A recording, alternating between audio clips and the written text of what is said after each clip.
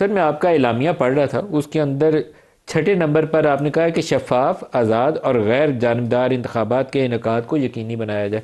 یہ آپ 3 سال بعد کی بات کر رہے ہیں، کیونکہ ابھی تو موجودہ حکومت آپ کی بات نہیں سنے گی نا، وہ تو کہیں گے کہ ہم تو بیٹھے ہیں، ابھی الیکشن میں آئے ہیں، فروری کا انتخاب جیتا ہے ہم نے۔ نہیں، ہم تو جب بھی الیکشن ہوگا اس وقت کی بات کر رہے ہیں، جب بھی الیکشن ہو، ٹھیک ہے نا، یہ تو ہم تو نہیں کہہ رہے، بلکہ ہم تو میرے خیال سے ایک اور پروپوزیشن رکھیں گے کہ جو 5 سال کا جو ٹرم ہے، اس کو ہم کوشش ہماری اپنی سوچ ہے کہ اس کو 3 سال ہونا چاہیے، تاکہ دیکھیں عوام کے جو بھی چیزیں ہیں وہ سامنے آتے ہیں۔ 3 سال ہو، وائن 5 سال، ہم تو یہ سوچ رہے ہیں۔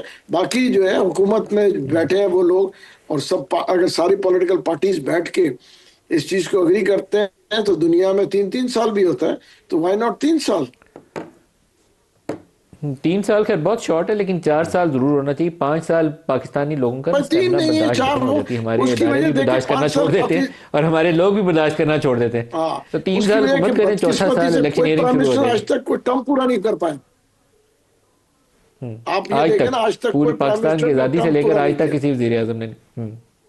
ٹرو ہاں، ٹرو تو اس لیے ہم سوچ رہے ہیں آپ اس کو سوچتے ہیں کم کہ کر یہ دیں۔ اٹس اے گڈ آپشن کہ دیکھیں، اسمبلی کی سب سے مدت پہلے 4 سال کر دی جائے؟ محمود مولوی صاحب کی بات کو تھوڑا آگے بڑھاتے ہوئے، انشاءاللہ اللہ تعالیٰ نے چاہا تو وزیر اعظم شہباز شریف صاحب وہ پہلے وزیر اعظم ہوں گے جو 5 سال کمپلیٹ کریں گے انشاءاللہ۔ اللہ اللہ تعالیٰ کرے، خیر رکھے، آمین۔ پاکستان کے حالات بہتر کرے۔ انشاءاللہ۔ اور دوسرا جو ان کی اس تجاویز ہیں یا ان کا اعلامیہ ہے، میں سمجھتا ہوں ان کی ایک اچھی کوشش ہے، کاوش ہے، لیکن اس کے لیے تمام سیاسی جماعتوں کو سر جوڑ کے بیٹھنے کی ضرورت ہے۔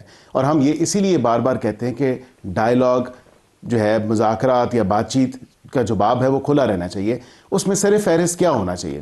ملک صاحب بات جو انہوں نے کی وہ بالکل بات درست بات ہے۔